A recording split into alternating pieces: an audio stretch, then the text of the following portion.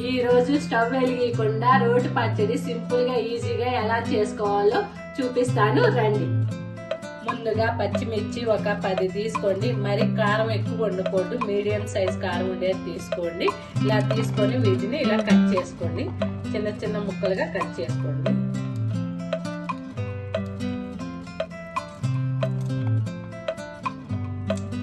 ఇలా చిన్న చిన్న పీసులుగా కట్ చేసుకోండి పచ్చిమిర్చిని. చూడండి, ముందుగా రోట్లో జీలకర్ర వేసుకుంటున్నాను. 1 స్పూన్ జీలకర్ర వేసుకొని దంచుకోవాలి మెత్తగా. ఈ జీలకర్ర అనేది మనం స్టవ్ వెలిగిం కాబట్టి జీలకర్ర వేయించుకోకుండా పచ్చిగానే వేసుకుంటున్నాను. చూడండి, జీలకర్ర అనేది మెత్తగా దంచుకోవాలి. ఇప్పుడు అందులోకి నిమ్మకాయ సైడ్ అంతా చింతపండుని వేసుకొని దంచుకోవాలి. చూడండి, ఇట్లా చింతపండు కూడా దంచుకున్నాక ఇప్పుడు అందులోకి పచ్చిమిర్చి వేసుకొని కొద్దిగా ఉప్పు వేసుకొని దంచుకోవాలి.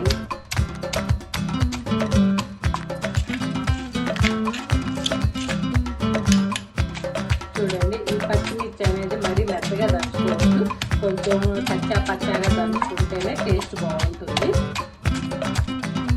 ఇప్పుడు అందులోకి ఉల్లిపాయలు, ఒక పెద్ద సైజు ఉల్లిపాయలు వేసుకొని కొంచెం కొంచెంగా వేసుకుంటున్నాను. మరీ మెత్తగా దంచుకోవద్దు, కొంచెం పచ్చాగా దంచుకోండి, పచ్చాగా. మిగిలిన ఆనియన్స్ కూడా వేసుకొని దంచుకున్నాం. చూడండి, ఇలా పచ్చాగా దంచుకోండి. ఇప్పుడు అందులోకి వెల్లుల్లి ఒక పాయ తీసుకొని ఇలా వంచుకొని వేసుకుంటున్నాను. చూడండి, పచ్చడి అనేది అయిపోయింది. ఇప్పుడు దీన్ని తోడుకుందాం.